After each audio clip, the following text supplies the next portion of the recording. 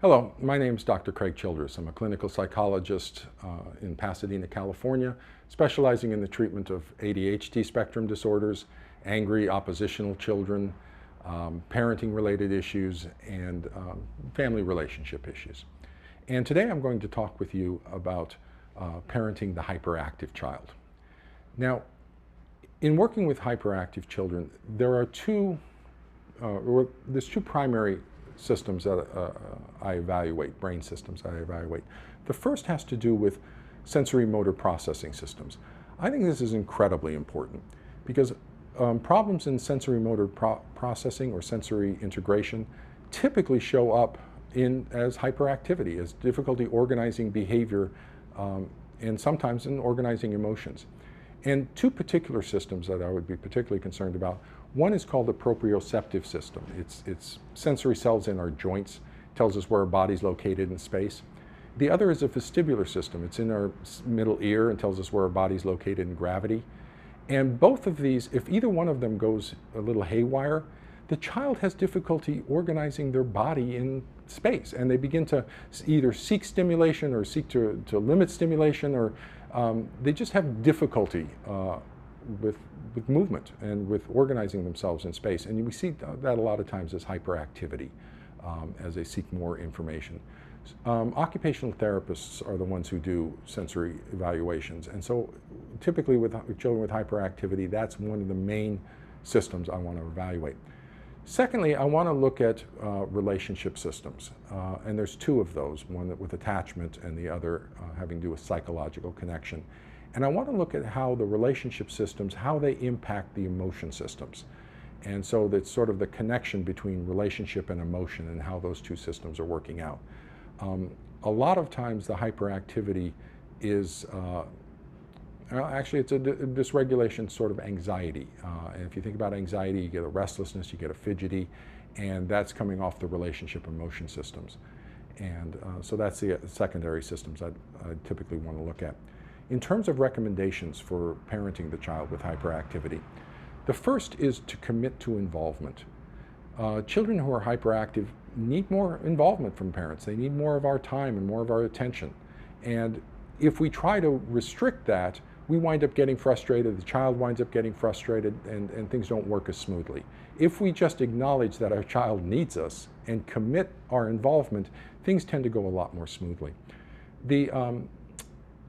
The second recommendation I would have is to maintain a positive emotional tone. And that facilitates relationship and facilitates connection. And just a general positive emotional tone. Even if you don't like what the child's doing, you can limit and structure and discipline the child, but we don't have to be mean about it. Okay, we can still be kind of pleasant, and you know what, you can't be getting what you want, and you need to be doing what you're told. We want to establish authority. As parents, it's really important that parents are an authority. It helps build children's security. But how to establish that authority and how much and in what way really depends on what other systems are involved in the child's hyperactivity. And so we wouldn't want to over-rely on authority, particularly punishment systems. What we'd like to do instead is communicate a calm and confident authority, rather than try to rely on punishment. Another recommendation for working with children with hyperactivity is to establish rhythms to their behavior. Children with hyperactivity tend to be very disorganized, and they flow from task to task to task, and they don't have any sort of rhythmic organization. So what we want to do is we want to join with them initially and sort of track them and follow them. And once we get joined with them, to begin to establish that turn-taking back and forth rhythm. That's our basic rhythm structure. And so helping them incorporate us into their play or into the dialogue, into back and forth communication and dialogue. And finally, I would recommend that parents work to resolve their own emotional and relationship issues. That parental stress, parental depression, parental anger, the absence of marital support can all influence our child's behavior. There's a particular brain system that has to do with psychological connection that allows us to feel what other people are feeling. It's what allows us to go into a movie theater and feel what the actors are feeling. children feel what their parents feel. And when their parents are too depressed or too anxious or too stressed or there's too much anger, the child imports that into themselves.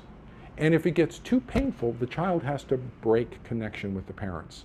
And so the child becomes alone and alienated. And those are very difficult feelings, and kind of a loneliness and alienation. And yet the child doesn't know why they're feeling that way. There's a love in the family. I've got parents, but then why am I kind of feeling lonely? And it has to do with the stress level and anxiety and depression in the parents. So one of the best things you can do for your child is to work out all of those difficult issues with yourself, the stress, anxiety, depression, anger, marital issues, that a happy parent can then give and help the child become a happy child. So if you want more information on this, you can visit my website, and thank you very much.